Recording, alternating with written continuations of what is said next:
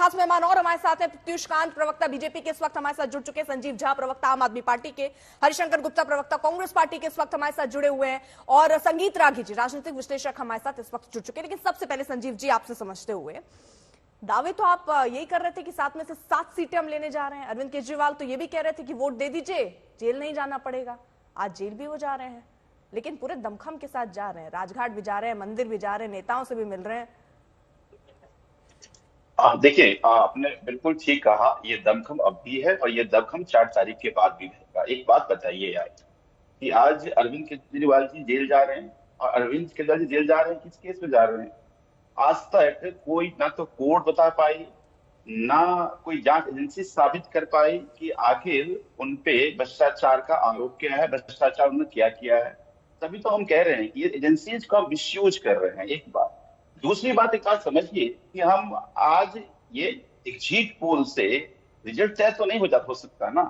ये exit poll में मोदी जी की लहर दिख रही है, ग्राउंड पे लहर नहीं थी। मैं दावे से कह सकता हूं कि 4 तारीख का परिणाम आने दीजिए, मोदी जी को बहुमत नहीं मिलेगा, बहुमत तक नहीं पहुंच पा रहे हैं।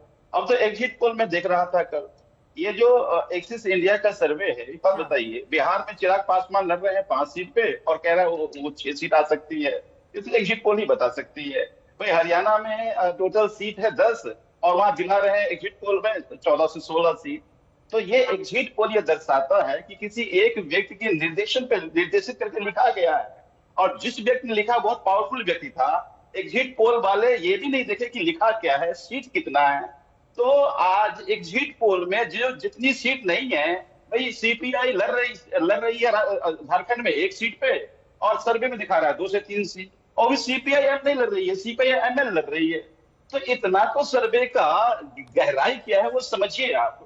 तो हालात ये थी कि जिस किसी व्यक्ति ने लिख के दिया है इस सर्वे को, सर्वे करने वाली एजेंसी खोल के तक नहीं देखा, डर इतना है। ठीक तो है, ये जो लेकिन संजीव जी मुझे ये बता दीजिए, जनता ने भी लिख दिया है ना अब ईवीएम पे? जनता ने लिख दिया है। और 4 तारीख को जो आएगा उसमें फिर ईवीएम की गलती तो नहीं निकाल देंगे ना? फिर तो मान लीजिएगा। अभी चलिए एग्जिट पोल, क्योंकि ये अनुमान है, गारंटी तो इसकी नहीं है ना, अनुमान तो सही गलत हो सकते हैं, मान लिया मैंने। अच्छा, एक चीज बताइए ना, इसको तो स्वीकारेंगे ना सर? अच्छा, बस एक सवाल छोटा सा मेरा, जरा पूछिए सर्वे वाली एजेंसी को कि झारखंड में सीपीआई एमएल लड़ रहा है, सीपीआई लड़ रहा है, और सीपीआई को 2 से 3 सीट कैसे हो गया? ये पूछना तो बनता है, आप भी पूछ सकते हैं, मैं भी पूछ रहा हूं। और अगर इतने बड़े पोल का सर्वे करने वाली एजेंसी को बेसिक बुनियादी भी नहीं पता है, तो इसका मतलब है कि ये सारी चीजें फेक है। मैं सवाल इसलिए खड़ा कर रहा हूं कि ये बुनियादी से बड़े बातें हैं। ठीक है, बुनियादी और नैतिकता पर तो फिर बहुत सवाल उठ सकते हैं सर। नैतिकता पर तो ये भी सवाल उठ जाता है कि अरविंद केजरीवाल जेल में है, नैतिकता के आधार पर तो इस्तीफा दे देना चाहिए, ये भी तो कहा ही जा रहा है।